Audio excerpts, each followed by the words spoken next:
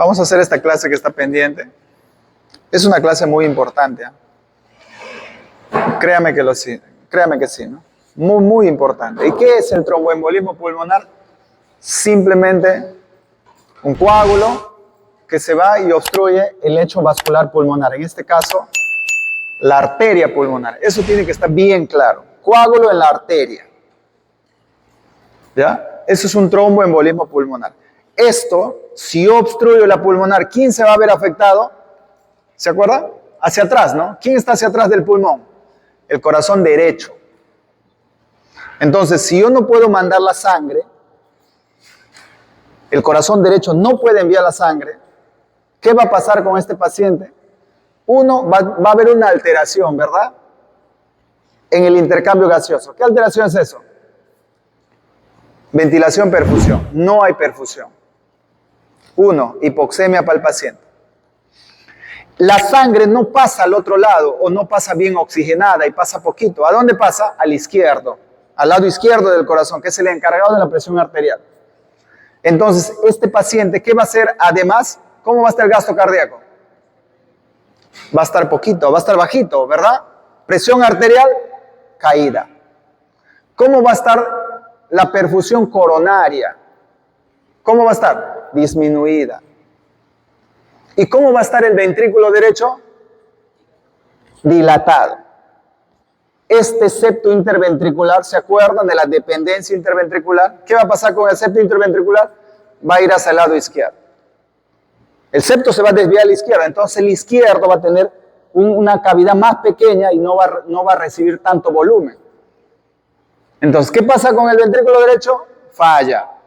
Y si falla el ventrículo derecho, clínicamente se va a ver en el paciente ingurgitado. ¿Ya? Le ocultan, probablemente le vayan a encontrar un soplo de regurgitación tricuspidia. El paciente va a estar pálido, frío, con tendencia a la cianosis. Doctor, pero ¿eso es para todos? ¿Para todos es eso? No es para todos, porque hay grados de obstrucción de las pulmonares. En general, cuando hay más del 50% del lecho vascular pulmonar, este paciente va a entrar en falla ventricular derecha. 50. Entonces puede haber obstrucciones cortas, pequeñitas, un solo lugar. Eso se llama infarto pulmonar. Entonces, ¿qué pasa, no? ¿Qué hay acá, no? Miren cómo se presenta en el mundo. Yo les hablaba, paciente se hospitaliza, doctor, me van a operar la cadera, de la rodilla, estoy gestando, me van a sacar el útero. Se opera, se hospitaliza, está tranquilo el paciente mirando y al siguiente día vienen y le encuentran disnea súbita, brusca. ¿Qué ha pasado en ese paciente? Tromboembolismo pulmonar. Yo les decía, Estados Unidos, primera causa de muerte inesperada en hospitalizados. Estos pacientes, ustedes tienen que pensar que están encamados o están hospitalizados. ¿Quiénes están encamados? Por ejemplo, los pacientes con SB, les decía. Pacientes que han tenido una fractura, pacientes que están postrados por algún accidente. Esos pacientes tienen alto riesgo de hacer un embolismo pulmonar. ¿Ya? Sin tratamiento, su mortalidad es altísima de estos pacientes. Entonces, para yo tener una trombosis, se puede haber uno de estos 3 factores. Esto no lo digo yo, esto está adecuadamente estudiado. Hay una triada que Virchow sacó hace mucho tiempo. Algo de esto se altera para poder generar coágulo en el sistema vascular venoso. ¿Ya? Acá estamos hablando de venas. Venas sistémicas que van al corazón y que obstruye la arteria pulmonar. Ojo, entonces, doctor, éstasis venoso. ¿Quién es ese paciente que tiene éstasis venoso? Ustedes ahorita, todos los que están sentados. ¿Se acuerdan de las prensas, verdad? Bombas, pantorrilla, músculo, abdomen, tórax. Cada que nosotros caminamos se activa esa prensa que hace que el flujo venoso sube y a través de las válvulas la sangre asciende y no está regresando. Entonces eso debe funcionar. Pero cuando ustedes están sentados, cuando ustedes hacen un viaje largo en avión, yo he tenido pacientes que vienen de la frontera, 18 horas en Ponguero, viene a aparecer hinchado a un lado de pierna. ¿Qué ha pasado ahí? Éstasis venosa, inmovilidad prolongada. Generalmente más de 4 horas, algunos por ahí, algunos reportes dicen 2 horas, puede ser que tengas la condición o te dé el riesgo de que puedas hacer una trombosis venosa primero. Otro, este paciente, está postradito, ¿verdad? ¿Vemos o no vemos a estos pacientes? Cantidades. Las sociedades van creciendo, la expectativa de vida va aumentando, las enfermedades crónicas también van aumentando. Entonces, estos pacientes son cada vez más frecuentes de verlos en hospital, en casas de estancias y en los mismos domicilios de las personas. Este paciente está tranquilo ahí, postradito ahí y empieza a hacer bruscamente una disnea. Tromboembolismo pulmonar. Otro, ¿qué más? Daño vascular. ¿Cómo se daña el vascular? Episodios previos de trombosis, cirugías. Acá hay que agregarle, ¿qué más? Lo que yo les decía, en el hospital se ve con mucha frecuencia catéteres. Catéteres para hemodiálisis, catéteres de alto flujo, catéteres venosos centrales en general. Altero yo el normal funcionamiento de una vena. Y esa vena que yo le he puesto un catéter por dentro, ¿qué le he generado? Le genera un orificio. Ese orificio va a generar un coágulo para poder obstruir eso que yo he abierto. Y puede generar una trombosis venosa primero, que luego puede convertirse en un tromboembolismo pulmonar. Y por último, la hipercoagulabilidad. ¿Quiénes están acá? Un caso típico de ese paciente que tiene que anticoagularse de por vida. ¿Quién? Ustedes están haciendo reumato, ¿verdad? ¿Quién? Ya. Ensemio han hecho, no se hagan. SAF, síndrome antifosfolipídico, de manera permanente. ¿Ya? ¿Quién más está acá? Los anticonceptivos orales, que por ahí, los síndromes antifosfolipídicos y algunas resistencias o deficiencias de una de estas proteínas de la vía de la coagulación que podrían generar coágulos de manera espontánea. Entonces, para nosotros hacer una trombosis venosa, porque los dos van de la mano, o sea, se ha tenido que formar un coágulo en alguna parte del árbol venoso que va a ir a parar en el ventrículo derecho y luego en la pulmonar, en la arteria pulmonar. Para nosotros hacer una trombosis venosa, tenemos riesgos. ¿Quiénes son los que más riesgos tienen? Factores de riesgo fuerte, ¿no? Hospitalizaciones, fracturas que generen inmovilidad prolongada, embolias previas. ¿Qué más? Cirugía, quimioterapia, catéteres. ¿Qué más? Puerperio. Yo les decía, ¿cómo salen las gestantes del hospital? Así salen. ¿Cómo llega a la casa? Peor si está cesareada. ¿Cómo está en la casa? No quiere moverse, pues su cesárea se va a romper, se va a abrir y todo eso. Inmovilidad prolongada. Acá también tenemos el embarazo mismo, la obesidad. Son factores de riesgo que pueden condicionar un evento de trombosis en cualquier parte del árbol venoso. Pero de los que hacen trombosis o TEP, las 5 comorbilidades más frecuentes son estas: la hipertensión, la cirugía, la inmovilización, el cáncer, hipercoagulabilidad y la obesidad. En lo frecuente, ¿no? Entonces, doctor, ¿y de dónde aparece esto? ¿De dónde aparece? Les decía, hay un coagulito que se ha formado en el árbol venoso. ¿Qué ha pasado? Se suelta. Se soltó. Si yo obstruyo, asumamos que está acá, miren, usted está acá, ¿ya? Femoral. ¿Qué va a pasar con esta pierna?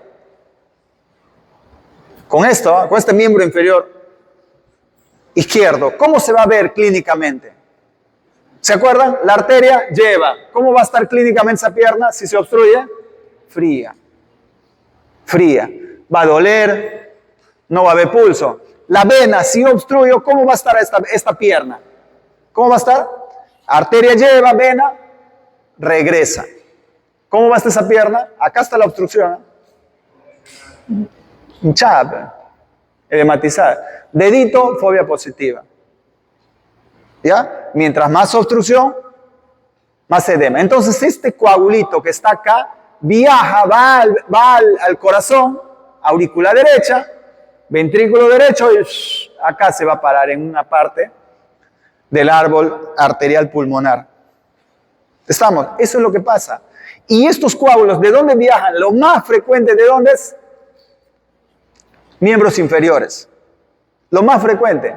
Pero si lo queremos dividir, ¿de dónde son los que más vienen? Principalmente vena cava inferior, venas pélvicas, venas iliofemorales, 94, corazón derecho y la vena cava superior. Lo infrecuente es, pues, ¿no? Que se forme un coágulo por arriba del corazón y que viaje al corazón. Se puede decir que es un poco raro. Es esperable que el coágulo de donde venga sea de la parte inferior. ¿Ya? De la parte inferior del corazón estoy hablando. Entonces, cuando se produce la obstrucción, acá hay dos mecanismos. Uno, el que todos ya nos imaginamos, ¿sí o no? ¿Cuál es el primer mecanismo? Está obstruida la arteria. ¿Sí o no? No hay mucho análisis ahí. Está obstruida la arteria. Entonces, si está obstruida la arteria, ¿qué va a pasar con el lecho vascular? Va a disminuir, pues. ¿Ya? Pero aparte de eso, se produce una respuesta inflamatoria, donde se liberan algunos mediadores inflamatorios, aminas principalmente, que provocan vasoconstricción. Entonces ahí hay dos mecanismos. Si yo obstruyo esta arteria, este lecho vascular, no se obstruye completamente, lo obstruyo parcialmente, 50%. Aparte se libera unas aminas que lo que produce es, en la parte distal, vasoconstricción de la zona. ¿Estamos? Hay varias hormonas ahí. Serotonina, noradrenalina, varios, mediadores inflamatorios. Pero el efecto es esto, ¿no? Produce vasoconstricción. Y estos mismos mediadores va a generar broncoespasmo. Por la obstrucción, ¿eh? La obstrucción ustedes saben que ya es algo mecánico, ¿verdad? Disminuye el lecho vascular pulmonar, aumenta la resistencia, está claro eso, aumenta la presión pulmonar. Y la presión pulmonar alta, ¿qué va a generar? ¿Se acuerda? El pulmonale, cor pulmonale, agudo. ¿Qué significa eso? Que el ventrículo derecho empieza a fallar. No funciona de manera adecuada. Doctor, pero ahí acaba todo. ¿Pero por qué tenemos hipoxemia? Si yo disminuyo la perfusión en esa zona, el surfactante cae. Y si no hay surfactante en el alvéolo, ¿qué va a pasar con ese alvéolo?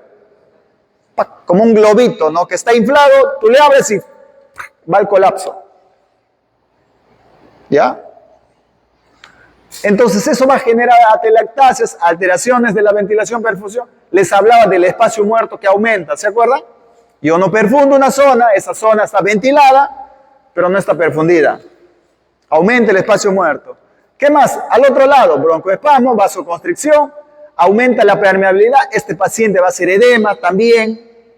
Si yo genero broncoespasmo, aumento las atelectasias, porque no hay una adecuada ventilación en esa zona, alteraciones de hipoxemia, vasoconstricción, aumenta la presión hidrostática, más edema, taquipnea, hipopnea. Ahí está. Doctor, pero de eso muere, de esto mueren.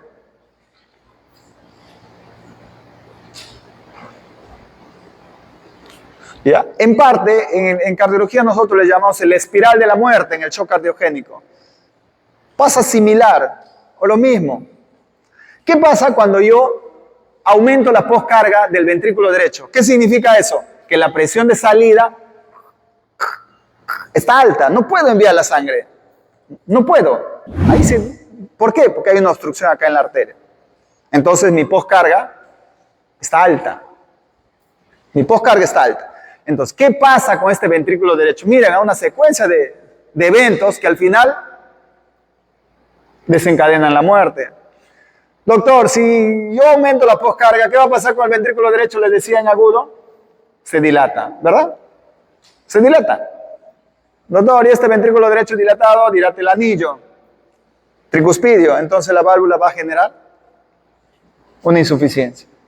Doctor, pero al estar tan lleno este ventrículo va a perder las propiedades de Starling, ¿se acuerdan? Me lleno un poco más y contraigo. Al producirse eso, aumenta la tensión de la pared. ¿Qué es lo que pasa? Las fibras de actina y miosina, ¿cómo están? Así están, ¿verdad? No hay fuerza para poder contraerse. Entonces esto va a producir una descarga, activación neurohormonal. Otra vez, mediadores inflamatorios, ¿ya? Hormonales principalmente. Inflamación miocárdica, sus miocitos están inflamados, están dilatados, no se contraen. ¿Qué va a pasar con este ventrículo? Aumenta la demanda de oxígeno. Si yo no puedo contraer bien, ¿cómo está el ventrículo izquierdo? Está caído. ¿Cómo está la perfusión coronaria? Está caída. ¿De quién? ¿Del lado derecho o del lado izquierdo? De los dos. Porque el ventrículo izquierdo manda la sangre a la aorta que se perfunde en las dos coronarias. Entonces este ventrículo está trabajando más, necesita más oxígeno, pero está bajo. Entonces es un corazón hipóxico, isquémico, es un corazón que está funcionando normal, está isquémico este corazón, ¿ya? Entonces aumenta la demanda de oxígeno del ventrículo derecho. En algunos pacientes se ha encontrado cortocircuitos inclusive, algunas veces incluso cortocircuitos auriculares, en este caso se abre el foramen, se ha encontrado, por aumento de la presión del lado derecho, abre el foramen y pasa la sangre de un lado a otro generándose un cortocircuito. También se ha encontrado. Entonces, este ventrículo derecho se vuelve hipóxico, isquémico. Y si ya está isquémico ese ventrículo derecho, ¿qué va a pasar con ese ventrículo? ¿Contrae? Baja más su contracción. Entonces, esta secuencia de cambios siguen aumentando. Entonces, todo esto va a generar de lo que ya no se contrae ese ventrículo porque está dilatado, no tiene fuerza, las fibras están separadas, baja más la contractilidad. ¿Por qué? Porque está isquémico ahora. ¿Cómo va a estar el gasto? Va a estar más bajo todavía. Entonces el gasto del lado izquierdo, ¿cómo va a estar? Más bajo todavía. Entonces esto de acá se va a convertir en una espiral. Cada evento que va pasando va generando más daño hacia atrás. La precarga del ventrículo izquierdo, ¿cómo va a estar? Nada. ¿Por qué? Porque ya no hay gasto en el ventrículo derecho. El ventrículo derecho no da. Y la precarga del izquierdo, que es el llenado del ventrículo izquierdo, está caído. Entonces el gasto cardíaco, en general, ya cae. La presión sistémica, cae más. La perfusión coronaria, disminución de oxígeno, termina falleciendo el paciente. ¿Qué necesito hacer? Como un plomero, ¿no? Vas cantándose como Mario, ¿no? Y Luigi. Vamos a desatorar esa pulmonar. Ese es el tratamiento. Yo suelto la pulmonar, yo suelto el coágulo y estos eventos, porque esto es una espiral. Va pasando el tiempo, va aumentando. ¿Ya? Y si nosotros dejamos que progrese, el paciente va a terminar falleciendo. Afortunadamente, la mayor parte de los tromboembolismos pulmonares no son masivos, como que nos da tiempo. Pero si yo identifico un tromboembolismo pulmonar y no trato de manera adecuada, esto va a progresar y esto es lo que va a pasar. Si yo encuentro una trombosis venosa en miembros y no le doy tratamiento, ese coágulo va a disparar al pulmón y va a seguir disparando y disparando y disparando hasta que genera una obstrucción significativa, generalmente más del 50%. Entonces, la clínica, así es, vean, generalmente van de la mano los dos, el tromboembolismo pulmonar y la trombosis venosa profunda. Es una secuencia de, ¿ya? Entonces, 70% de TEP con tromboembolismo pulmonar o de TEP tienen trombosis venosa. Tú le buscas y le vas a encontrar el trombo. En alguna parte es el trombo. ¿Dónde ha salido? ¿De dónde ha salido? Porque recuerdan, es un émbolo el que está en el pulmón, ¿verdad? No se ha formado el coágulo en la arteria pulmonar. Ha viajado de algún lugar, por eso es un embolismo. Entonces, miren ustedes, el TEP ocurre 3 a 7 días después de una trombosis venosa profunda. Hay que dar tratamiento a las trombosis. Doctor, hay que prevenir mejor la trombosis. Es por eso que ustedes van a ver con mucha frecuencia los RPs o las indicaciones en el hospitalizado que utilizan un medicamento que se llama enoxaparina.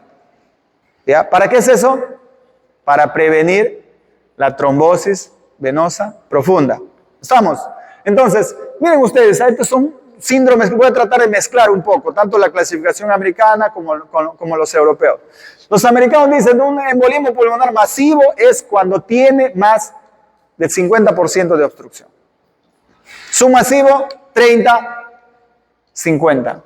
¿Quién da esa clínica de la espiral ahí que le lleva a la muerte del paciente? El que tiene el masivo. El submasivo entre 30 y 50 como que tiene una clínica mixta, por ahí decir. Por ahí tal vez podemos encontrar algunos datos, pero no está inestable ese paciente. Pequeña, menos de 30, los infartos pulmonares, que es en un solo lugar. Ese paciente que viene, hemoptisis. El lecho vascular pulmonar se va obstruyendo tanto y se va hacia la parte distal. En esa zona de los alvéolos, ahí se produce una telectasia en esa zona que terminan rompiendo los vasitos. El paciente no tiene insuficiencia respiratoria, pero empieza a hacer hemoptisis de manera brusca. Le haces una radiografía, ¡pum!, le encuentras una telectasia. Veía el otro día en hospitalización una telectasia por ahí en la parte inferior del pulmón, un paciente con hemoptisis. Tuberculosis, brusco. ¿La tuberculosis es brusca? No, sí o no. ¿O sí?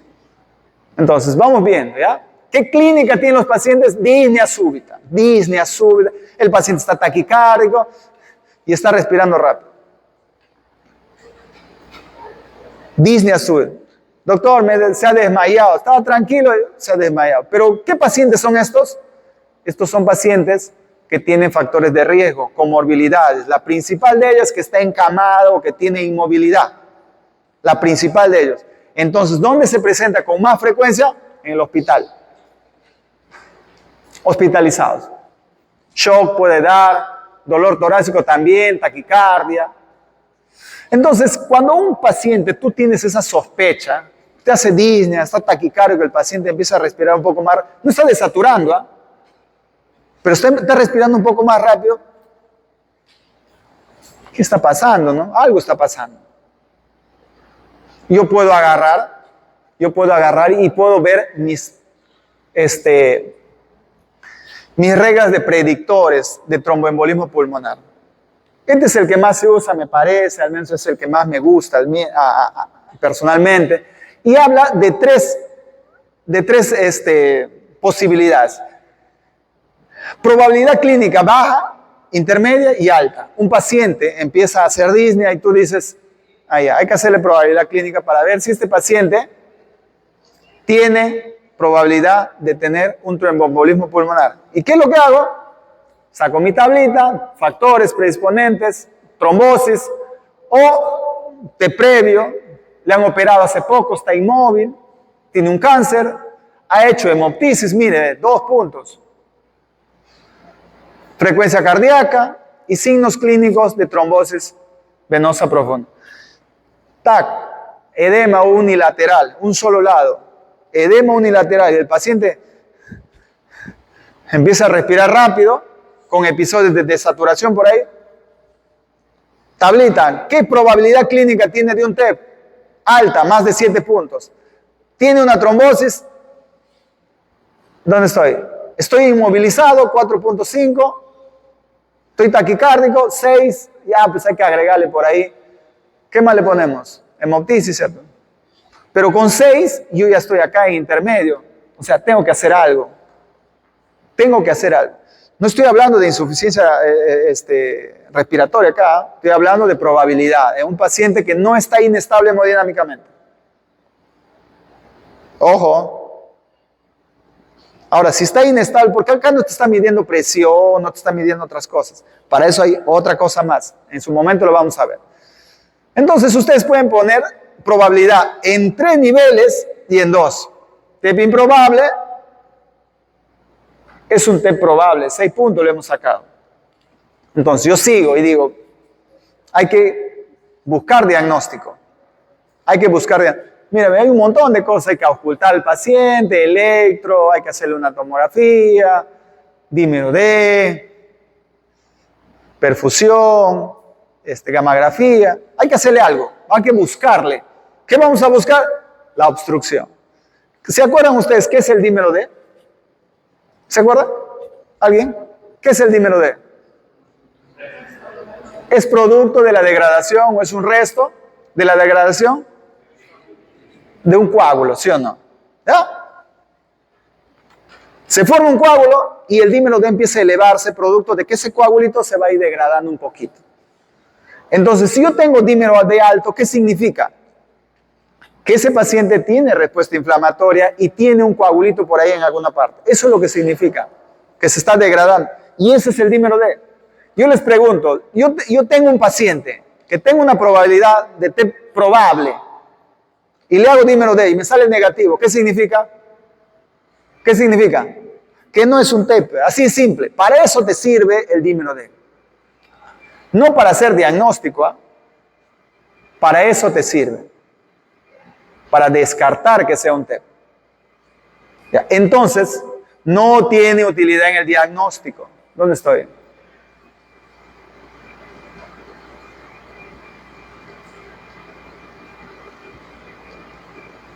¿Ya? El dímero D no tiene utilidad en el diagnóstico. Igual que la gasometría.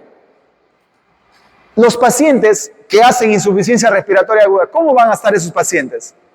Agudo, ¿eh? Gasométrico. ¿Cómo va a estar? PO2 va. CO2 bajo también. Entonces este paciente va a tener hipocamia. ¿Por qué? Pero estamos hablando de los pacientes que hacen insuficiencia respiratoria. No todos hacen insuficiencia respiratoria. ¿Ya? ¿Qué más? En la radiografía. ¿De qué me puede servir la radiografía a un paciente que voy, lo evalúo en la mañana, le encuentro que está con disnea? ¿De qué me puede servir? Tómale una placa. Hazle un AGA, tómale una placa. Le ausculto. ¿Cómo va a estar la auscultación de este paciente? De este, con TEP. ¿Cómo va a estar? Normal, pe. Normal. Estamos hablando de obstrucción arterial. ¿Suena? No va a sonar. Doctor, tiene una atelectasia. Por ahí te acepto. Pero las atelectasias en el infarto pulmonar son pequeñitas, o sea, no le van a escuchar. Hay algunos signos que nosotros podemos encontrar, ¿no? Agrandamiento cardíaco por crecimiento del ventrículo derecho, elevación del hemidiafragma por las atelectasias, agrandamiento arterial pulmonar, la pulmón. Si yo tengo las dos pulmonares y mi pulmonar se obstruye acá, ¿cómo va a estar esta primera parte? Se va a dilatar, la parte inicial de la pulmonar. Atelectasias, puede haber infiltrados, Westermann, joroba de Hunt. ¿Qué es esto, no? La zona donde no llega bien el flujo sanguíneo, ¿cómo va a estar? ¿Va a estar más blanquita o más negrita? ¿Ah? ¿Cómo va a estar? Si yo obstruyo acá, por ejemplo, acá está obstruido, ¿cómo va a estar esta zona? Negra. ¿Por qué? Porque no llega la sangre a esa zona. A eso le hablan de oligoemia focales o pulmonar en el signo de Westermann. ¿Ya? Y el otro, este Fleischer, es de vasos. Si obstruyo el vaso, se va a ver que llega el vaso un poquito dilatado y después ya no se va a notar porque hay una obstrucción. Pero esto es lo que más se usa al menos, ¿no? Esto de acá. Doctor, ¿qué es la joroba? Es una joroba, pero es una atelectasia. Yo les decía, ¿qué clínica va a tener este paciente? ¿Qué clínica? Es un infarto pulmonar por una obstrucción de la arteria. Entonces, ¿qué clínica da? Hemoptis. ¿Ya? Entonces, les vuelvo a decir, ¿han visto cuál es su especificidad? 23, 30, bajito. Entonces, ¿para qué te sirve la radiografía? Si yo tengo un paciente con disnea, con dificultad respiratoria brusca, ¿para qué me sirve? Si yo tengo un pulmón normal, le hago la placa y ya, por último, no sé ver signos puntuales, ¿no? Así muy específicos. ¿De qué me sirve? Simplemente para ver que no tenga daño pulmonar. Más descartar otra cosa. O sea, yo tengo disnea en un paciente que está hipotenso y le hago una placa y la placa está normal, ese es un TEP. De alto riesgo, masivo, como queramos llamarlo. ¿Estamos? Entonces la placa a ustedes les debe servir para que descarten un pulmón que se evidencia o se ve normal en un paciente con mucha sintomatología respiratoria, que esté desaturando, ese es un TEP. Ese es un TEP. ¿Ya? Entonces, ¿qué más tenemos? El electrocardiograma, ¿no? ¿Qué esperamos evaluar en el electrocardiograma nosotros? ¿El TEP? ¿Quién dice? ¿Qué esperamos evaluar? ¿El TEP?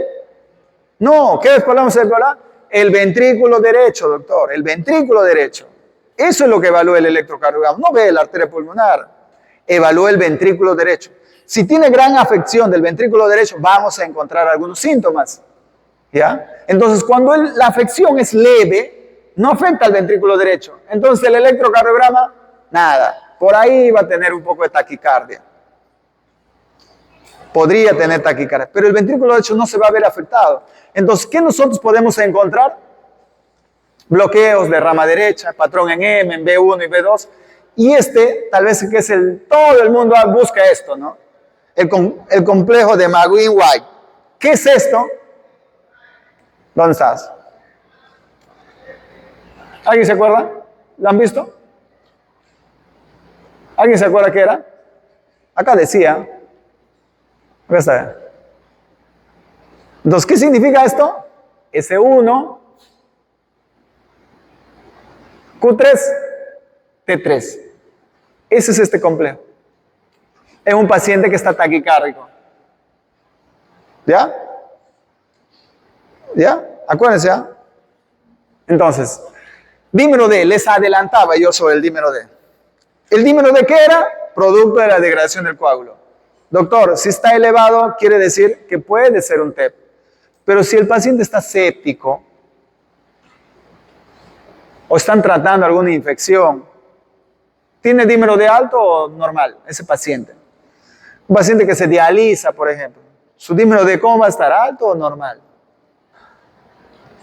Va a estar alto. ¿Por qué? Porque el dímero D es un marcador inflamatorio. Doctor, hay que pedirle dímero D. Ya, pídele. Pero si yo estoy séptico, mi dímero D va a estar alto. No sirve ahí, doctor, acabo de tener un infarto. En un infarto también hay coágulo, entonces, doctor, tengo una neoplasia, sufro de un cáncer, no sé, de alguna parte del cuerpo.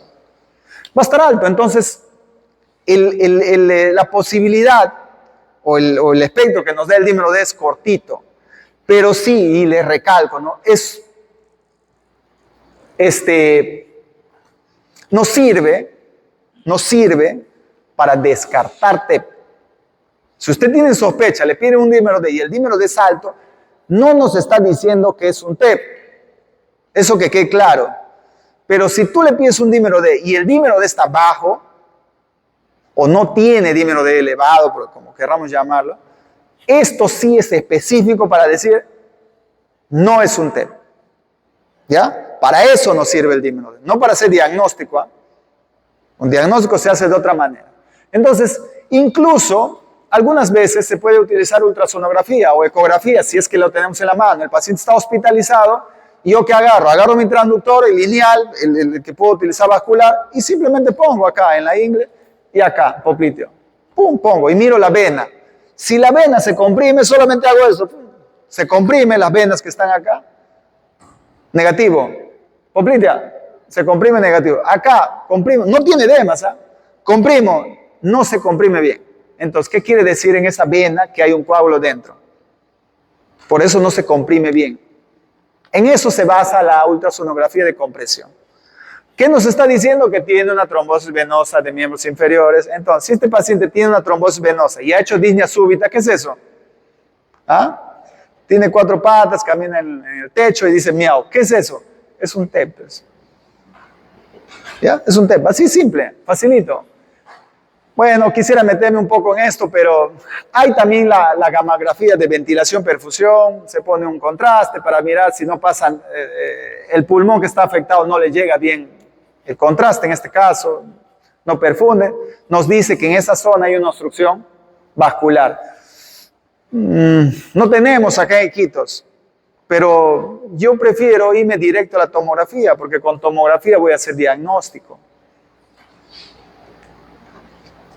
¿Ya? ¿Qué es lo que yo necesito para hacer diagnóstico de un TEP? ¿Qué necesito? ¿Ah? Ver el coágulo, ¿sí o no? Ver el coágulo. ¿Cómo voy a ver el coágulo yo? ¿Cómo veo? Con dímero D no veo el coágulo. Con AGA no veo. Con electro no veo. Con ecografía veo el coágulo. La ecografía voy a evaluar el corazón. De manera indirecta me va a decir que tú tienes una obstrucción en el árbol arterial pulmonar. Entonces el ventrículo derecho está sufriendo. Entonces, ¿qué necesito hacer yo para ver el coágulo en el pulmón? Tomografía. Tomografía pulmonar. ¿Ah? Tomografía pulmonar. No, toda una tomografía, una angiotomografía pulmonar.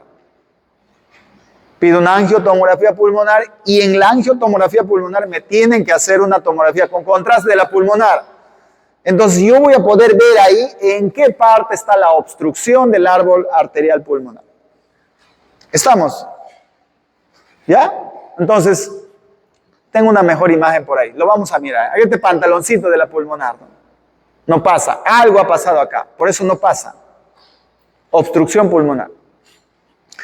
El gol estándar en el mundo es esto, ¿no? Angiografía. ¿Qué significa? Es entrar con un catéter hasta la arteria pulmonar y pintarla, ¿no? Y ver dónde está la obstrucción. Ese es el gol estándar. Es un procedimiento invasivo que debe reservarse solamente para casos excepcionales. Porque por tomografía yo lo puedo ver. ¿Estamos? Entonces, deberíamos un paciente, yo tengo con disnea súbita, le hago mi tablita, Wells, le hago, me sale 6, me sale 5, me sale 7. Debería ir para hacer diagnóstico por tomografía. Doctor, pero nosotros tenemos eco en el hospital, ¿le puedo hacer ecografía? Sí, claro, pero si mi TEP es submasivo o pequeño, ¿me va a salir algo? No me va a salir nada, porque el ventrículo derecho responde a una obstrucción marcada del otro lado, cuando aumentan la poscarga. Si la obstrucción es pequeña, no va a repercutir en el ventrículo derecho. Entonces, cuando vamos a utilizar la ecocardiografía para hacer diagnóstico, les recalcaba, ¿qué vamos a evaluar?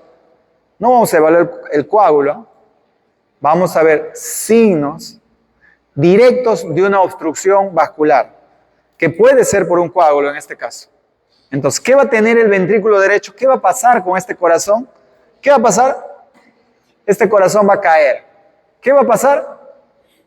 Se va a dilatar, ¿ya? Se va a querer contraer por ahí, hay algunos signos que nosotros evaluamos en ecocardiografía, pero en general lo que vemos es eso, ¿no? Doctor, ¿y podrían encontrar coágulos? Sí, podríamos encontrar un coágulo dentro del corazón, porque antes de llegar al pulmón, ¿dónde se ha ido? Al corazón. Y puede ser que hayan venido varios coágulos, ¿no? Es una posibilidad. Doctor, y cuando se dilata el corazón, el septum, les decía que el septum interventricular se desplaza. Miren ustedes acá. Este septum va hacia el lado izquierdo. Y si le veo en otra imagen, donde se ve el ventrículo derecho y el ventrículo izquierdo, vamos a ver el septum interventricular que está aplanado.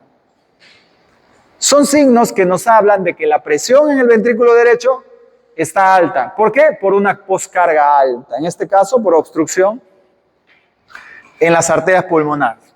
¿Ya? Entonces, hay varios signos que nosotros evaluamos acá. Esos son los principales que nosotros vamos a ver. Pero ¿a qué paciente le voy a hacer una ecografía, una ecocardiografía y va a tener repercusión realmente en mi tratamiento? En el paciente que tiene un TEP o un tromboembolismo masivo o de alto riesgo. En ese paciente que está hipotenso, ese paciente.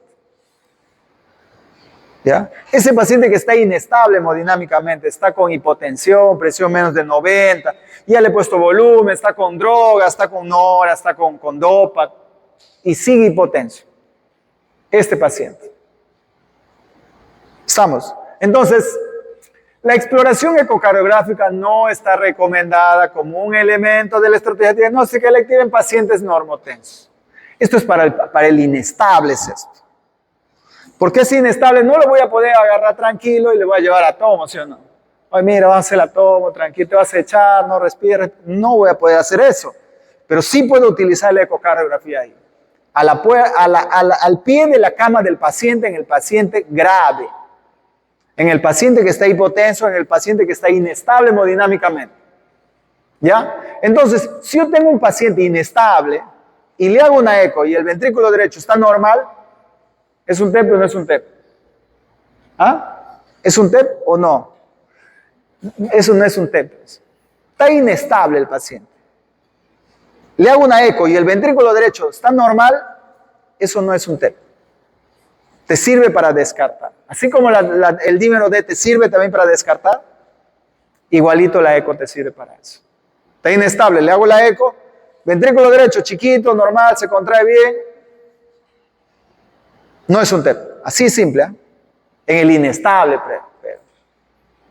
Entonces, miren ustedes, sospecha de TEP en pacientes con inestabilidad hemodinámica, está hipotenso. ¿Ya? Está con vasoactivos. Está inestable. ¿Qué dice aquí? Ecocardiografía transtorácica a pie de cama. Agarro mi ecógrafo y ¡pum! Veo el ventrículo derecho. El ventrículo derecho, ¿encuentro disfunción del ventrículo derecho? No. Entonces, busca otras causas de shock. No es un problema, no es un tromboembolismo pulmonar, es otra cosa. Pero si sí, ¿qué hago? ¿Qué hago? ¿Qué hago? Angiotomografía para hacer el diagnóstico. Disponible inmediatamente y factible. O sea, sí le puedo llevar al paciente, como que me va a tolerar, no está intubado, nada. ¿Lo hago? Sí, lo llevo. Puedo llevarlo. Pero si no lo puedo llevar, ¿qué hago con este paciente? Le doy tratamiento. ¿Ya? Tratamiento del TEP de alto riesgo. Y vamos a ver cuál es. Si lo puedo llevar, le hago su tomografía, mi tomografía me va a salir positiva y le doy tratamiento. Pero yo bien puedo evitar este paso si mi paciente no puede moverse. Para eso es la ecografía. Viene el otro grupo. ¿Se acuerdan de las probabilidades?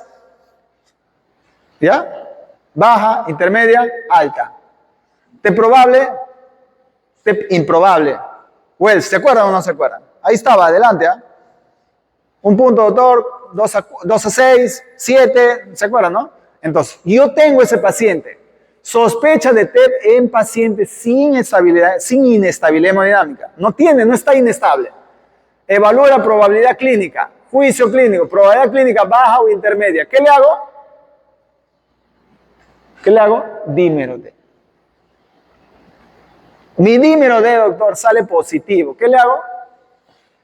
Tomografía.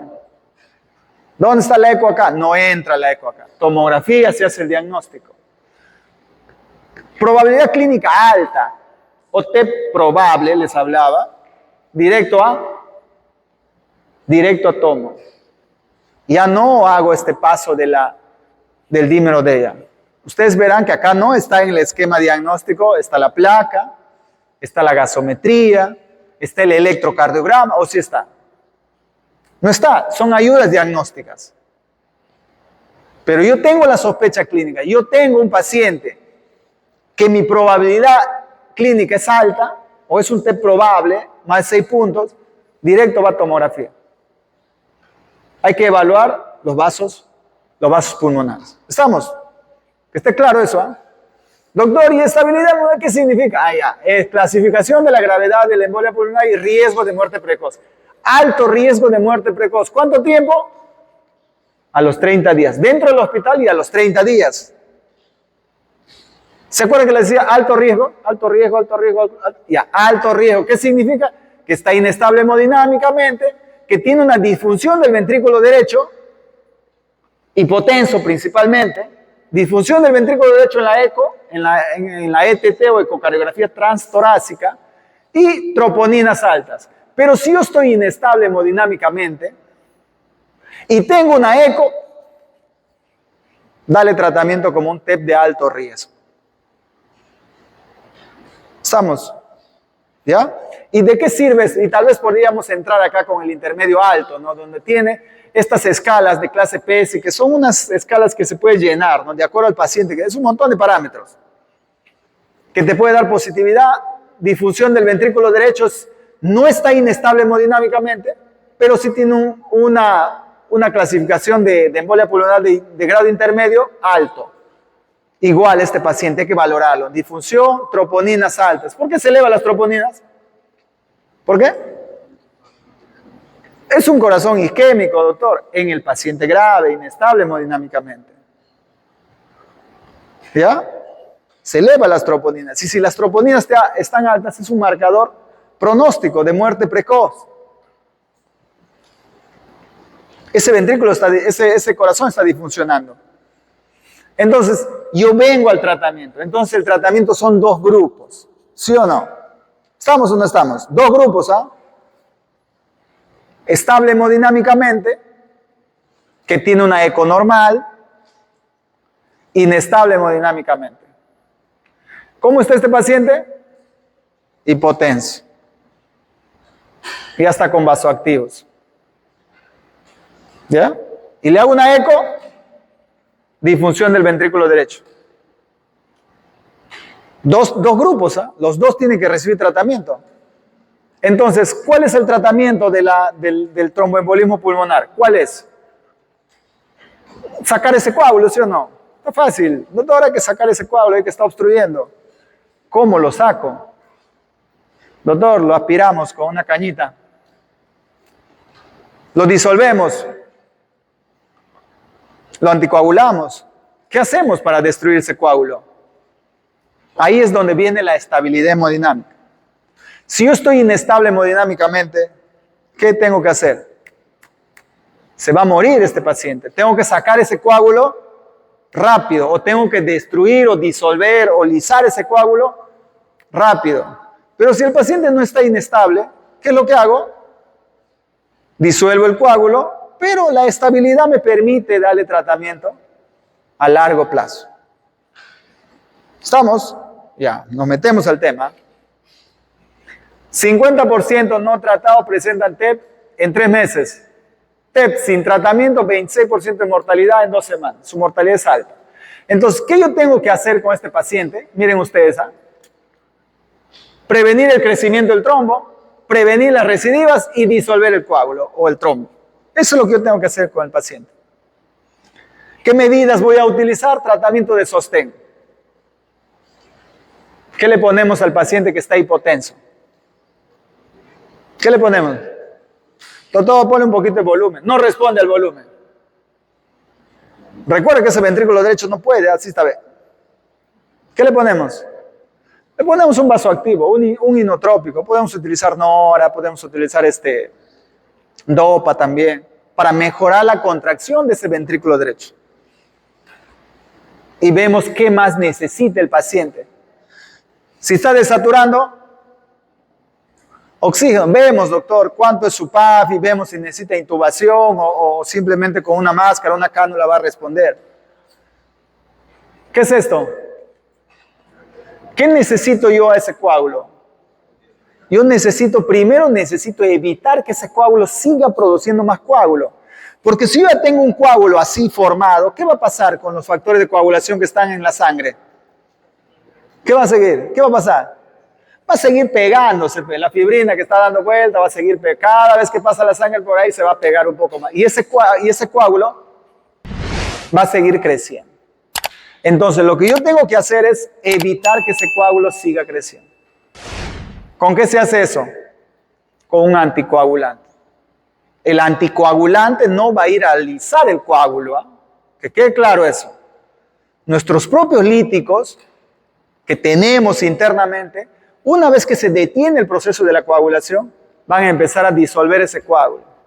Eso va a tomar varios meses. La heparina por ahí tiene un mecanismo que ayuda a aumentar la degradación del coágulo, sí, pero no es así. Entonces el tratamiento de estos pacientes tiene su tiempo. Generalmente 3 meses cuando el factor de riesgo es identificable. Doctor, me han operado de la rodilla y estaba postrado y he tenido un tromboembolismo pulmonar porque me ha hecho una trombosis. 3 meses de tratamiento. Con heparina. La heparina, ¿cómo se pone? ¿Oral? Endovenosa, ¿cómo se pone? Heparina primero, después oral. Doctor, pero está hipotenso, ¿qué hago? Lo trombolizo.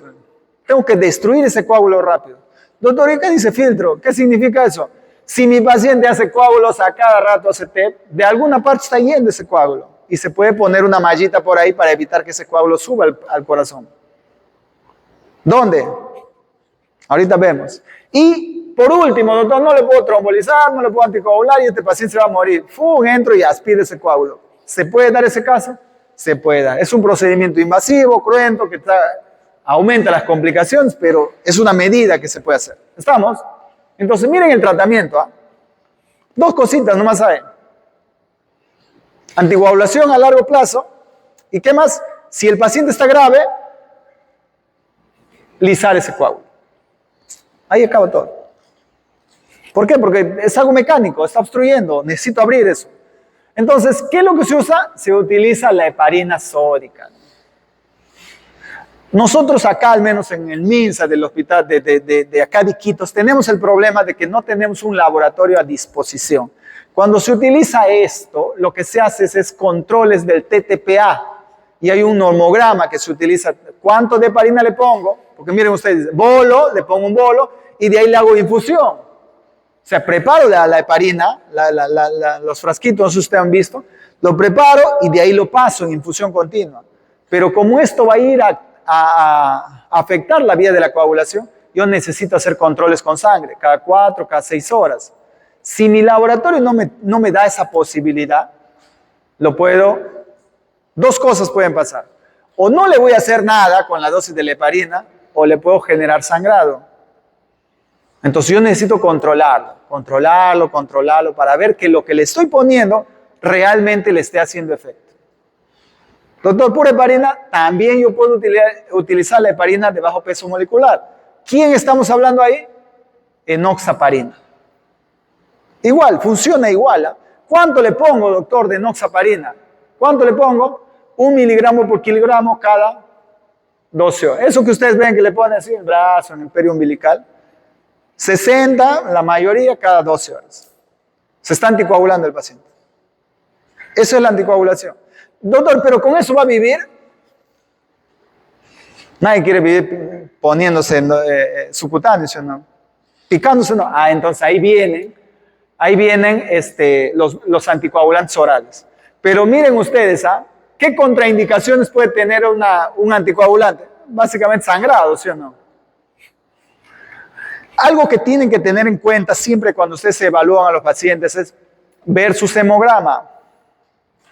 La heparina, menos la enoxaparina, pero la heparina produce una especie de secuestro de plaquetas que te lleva a la trombocitopenia. Entonces, si yo ya tengo de base 70.000 de plaquetas, 50.000, 100.000 inclusive, mejor ahí nomás. Puede que le genere una plaquetopenia severa y como consecuencia me aumente mi sangrado más rápido. ¿Estamos? ¿Ya? Hemorragias en general, ¿no? Pero si yo pongo heparina, puedo generar sangrado. Acá está la protamina que podemos utilizar. No se utiliza mucho la heparina sódica. Creo yo que por eso no tienen los hospitales al menos protamina, pero deberíamos tener. El medicamento deberíamos utilizarlo endovenoso.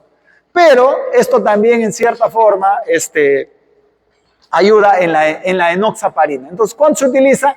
1 miligramo de protamina antagoniza 100 unidades de heparina no fraccionada, de la heparina sódica, ¿ya? Del frasquito que viene así. Estamos, se podría utilizar como antídoto si yo le pongo y le genero sangrado, porque lo que yo voy a hacer es evitar que ese paciente coagule. Eso es lo que yo intento hacer con mi heparina. Doctor, ¿y después toda la vida? No. Debe irse con anticoagulantes orales. Debe irse con anticoagulantes orales. El que más se utiliza es la warfarina.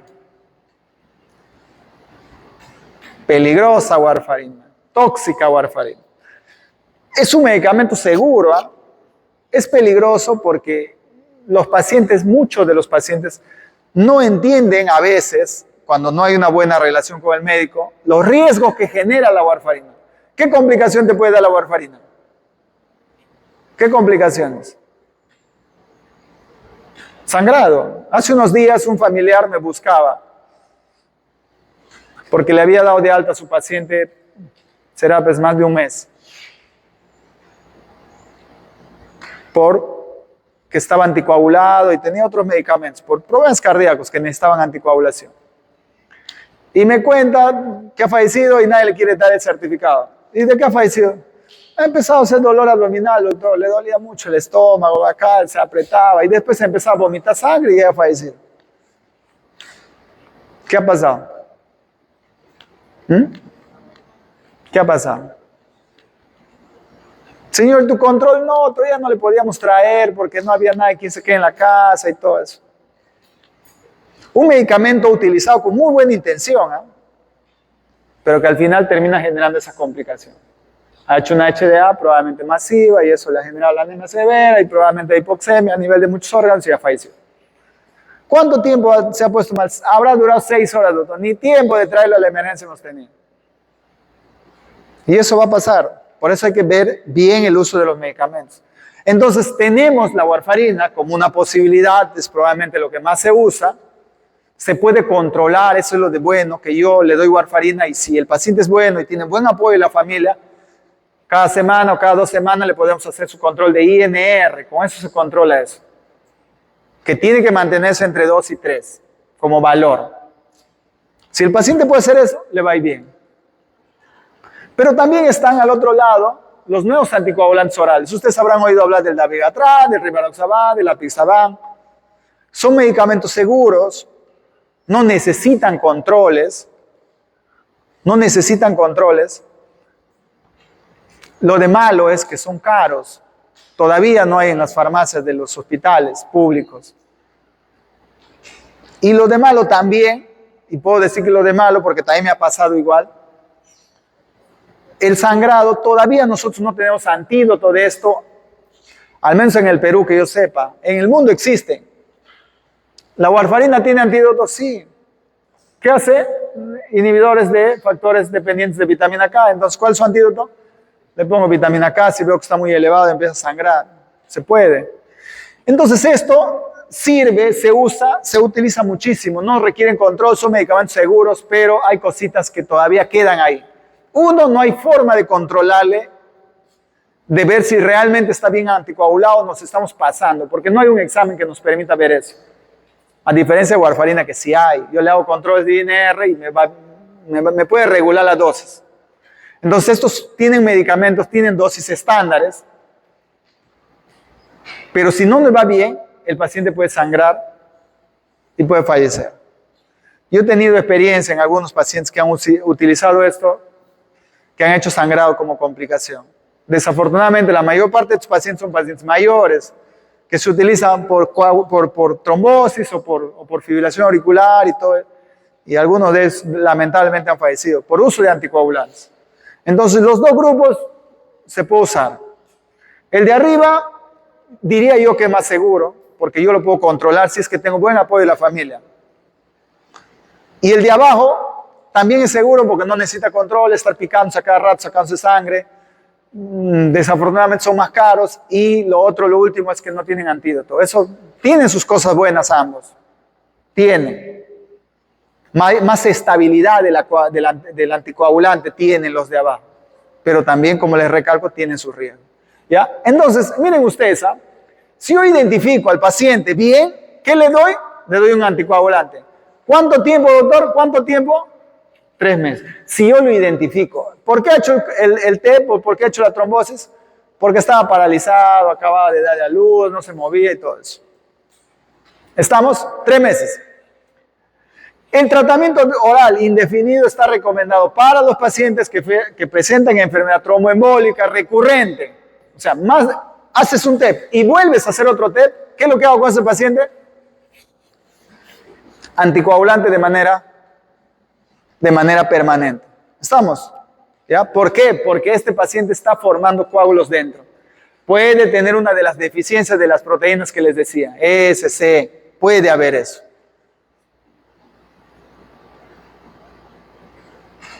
¿Qué dice acá? Indefinidamente, ¿para quién? Para el SAF. ¿Ya? Indefinido.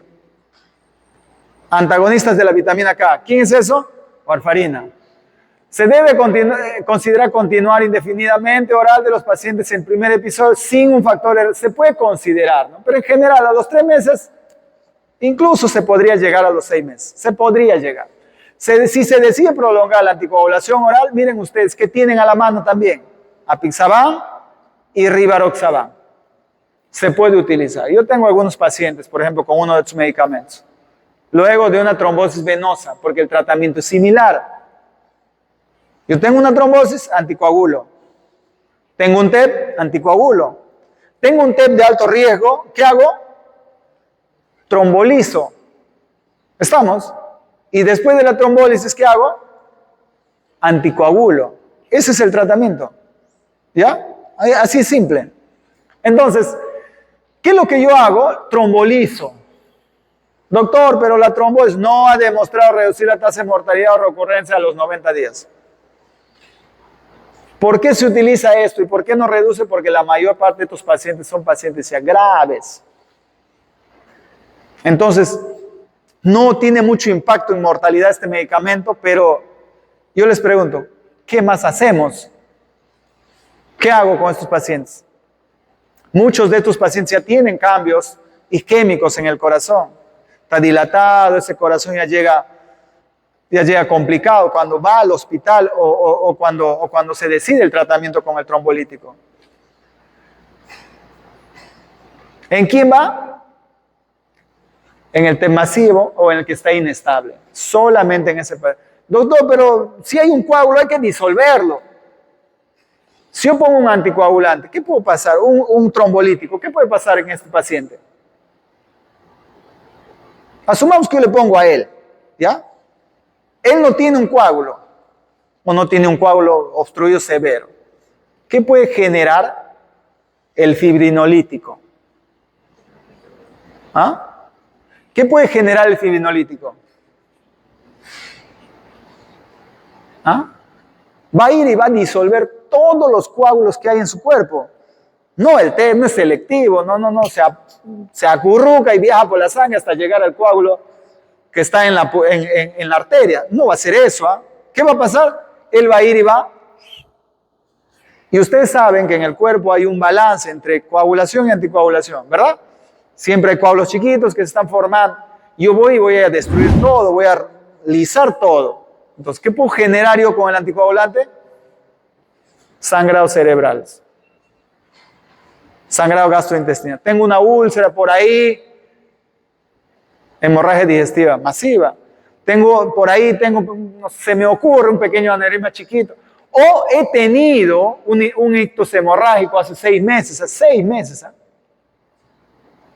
meses, isquémico. Este paciente, yo le pongo el lítico y con el lítico yo lo puedo matar. Yo he tenido pacientes en gravedad, en UCI, ¿qué es? No quedaba otra que sea un TEP en un paciente grave, inestable hemodinámicamente, ya hay que lisarlo y hacemos prueba terapéutica. La familia, ven señora, no tenemos nada más que hacer, ya hemos hecho todo lo que se ha podido, hemos visto el pulmón, todo eso, es un TEP. Su condición es muy grave, hay que trombolizarlo. Le trombolizas y empieza a sangrar por todas partes. Puede darse el caso. Entonces, la lisis es una medida ya extrema, donde ya no hay otra cosa que hacer, ahí recién. Miren ustedes, neoplasias, traumatismos, cirugías. Imagínate que ustedes le acaban de hacer una biopsia de hígado a un paciente. Lo trombolizamos. Le acaban de hacer una punción lumbar. Lo trombolizamos. Ese lugar, si empieza a sangrar, tiene un catéter en la subclavia. Yo les pregunto, ¿le trombolizamos? Ojo, ¿ah? Entonces, cuando vas a hacer diagnóstico y cuando vas a decidir tratamiento, tienes que ver también los eventos adversos que puedes generar. y el riesgo de complicación. Si yo le voy a trombolizar al paciente, al menos tengo que ver que las vías de acceso sean lugares de compresión. Si yo tengo una vía acá, normal, le saco y de ahí le aprieto, no pasa nada, se empieza a sangrar. Pero si tengo una vía en la subclavia, ¿cómo comprimo ahí? ¿Ah? ¿Cómo? Inclusive en el cuello, sí. ¿Por qué? Porque le voy a apretar un lado nomás, ¿sí o no? No le voy a ahorcar. ¿Ya? Ojo, ¿eh? Entonces, la lisis va, sí va. ¿En quién? En el masivo o en el de alto riesgo. ¿Cómo lo pongo, doctor? Agarro 2 ampollas de trombolítico y lo paso en 2 horas. Pongo el cloruro y le pongo ahí y pasa. Así simple, nada más. No es algo complejo en realidad. Lo complicado es realmente encontrar al paciente apropiado para trombolizarlo. Porque no todos van a cumplir criterios. Porque, ¿cuál es el principio de la medicina? Primero no hagan daño. Si yo estoy seguro que con lo que le voy a hacer más daño, ahí nomás, solamente lo anticoagulo y espero. Doy medidas de sostén, pongo mis inotrópicos, le pongo ventilación mecánica y espero. ¿Estamos? Porque con el lítico yo lo puedo matar al paciente. Entonces, miren ustedes, ¿ah? ¿Se ve o no se ve? Pulmonar, pantaloncito. ¿Ya? Pulmonar, pantaloncito. Rama derecha, rama izquierda. ¿Quién es más largo? ¿Quién está más hacia allá? ¿Se acuerdan? ¿Se acuerdan o no se acuerdan? ¿Quién está así? ¿Quién está largo? Igual que los bronquios, ¿no? Entonces, yo tengo la obstrucción, le pongo el lítico y pasa la sangre. ¿Ya? La misma imagen. Ahora sí se ve el pantaloncito, ¿no? Acá queda un poquito. Ay, anticoagula. Les recalco. Lítico, última medida, al masivo y al paciente que está inestable hemodinámicamente. Ahí puede tener repercusión realmente. Doctor, embolectomía hay que sacar. Parece fácil, no suena fácil. ¿Cómo lo hacemos acá en Kits? ¿Cómo? Tiene que tener un centro donde se haga realmente esto. Entonces yo entro y aspiro el coágulo en los pacientes donde no lo puedo trombolizar. Pero eso no está para todos, pues, ¿no? Eso es exclusividad solamente de algunos. Acá nosotros tenemos el trombolítico. ¿Cuál es? Acá nosotros tenemos esto, el RTPA, el alteplasa. ¿Ya? El alteplasa. Acá tenemos en Iquitos y lo usamos en realidad. Pero les recalco como última medida, ¿no? La embolectomía está ahí. Los filtros, ¿de dónde vienen los coágulos principalmente? Cava para abajo, ¿sí o no? 94%, 92, 94%. De acá para abajo. Entonces, si yo quiero que no llegue el coágulo, si se sigue formando acá, le estoy anticoagulando y no mejora, sigue generando coágulo, porque puede darse el caso, ¿qué es lo que hago? Le pongo unas mallitas por acá. ¿Dónde está esto? No se ve bien acá, me parece. Acá sí creo. De tal manera como un paragüitas así que quede ahí. ¿Para qué? Para evitar que el coágulo suba. Eso tienes que cambiarlo, pero no, claro está, ¿no? Pero te ayuda y te disminuye. Doctora, a todos hay que ponerles... Esto es la excepción a los pacientes. Pero es importante que sepan que eso también se podría hacer. ¿Tiene algunas complicaciones? Claro que sí. Le pones una de estas mallitas, una de estos paragüitas más chica que la vena, ¡fum! Va a subir eso. ¿Y dónde va a ir a parar? Al corazón o al pulmón. Complicaciones en la inserción, se puede generar un trombo ahí, puede migrar. O sea, no es una indicación así 1A, ¿no? Ya. Hay pacientes seleccionados donde se podría intentar esto, intentando que no hagan tantos cuadros de émbolos pulmonares. Por último, para ir terminando, les decía, ¿qué es lo que hago yo con la insuficiencia del ventrículo derecho? Le puedo poner un poquito de cloruro, vasopresores, nora, dobutamina, incluso se puede utilizar hasta que mejore circulación extracorpórea, ¿no? ECMO. Es un procedimiento en realidad que se hace ya avanzado en las UCIs. En el Perú hay, en realidad, el INCOR me parece que tiene. ¿Ya? Eso es lo que se hace. Pero esto ya pues para nosotros. Pero para ustedes, ¿qué se hace con un TEP? Doctor, se define si es de alto riesgo o es de riesgo intermedio bajo. En el de alto riesgo, este paciente que está inestable y tiene una ecocardiografía alterada. ¿Está claro? ¿Ya? Entonces, ¿qué hago con ese paciente? Doctor, dos cosas. Este paciente lo trombolizo y después de trombolizarlo, lo anticoagulamos. Doctor, este paciente que tiene probabilidad alta de TEP, probabilidad, ¿ya? TEP probable, TEP poco probable o improbable, de bajo, de media, de intermedio o de alto o de alta probabilidad. Esos pacientes que no están inestables, ¿qué se hace con esos pacientes? ¿Qué se hace? Se anticoagula. ¿Cuánto tiempo? 3 meses. Excepto, doctor, que sea un SAF o que no tengamos una causa identificable del tromboembolismo o de la trombosis venosa. No tengo una causa identificable, nadie les va a criticar que usted le anticoagulen de manera permanente. Así simple, ¿eh? Anticoagulo más trombolisis acá en el grave y anticoagulo solamente acá en el que tiene el TEP, pero no está inestable. ¿Ya?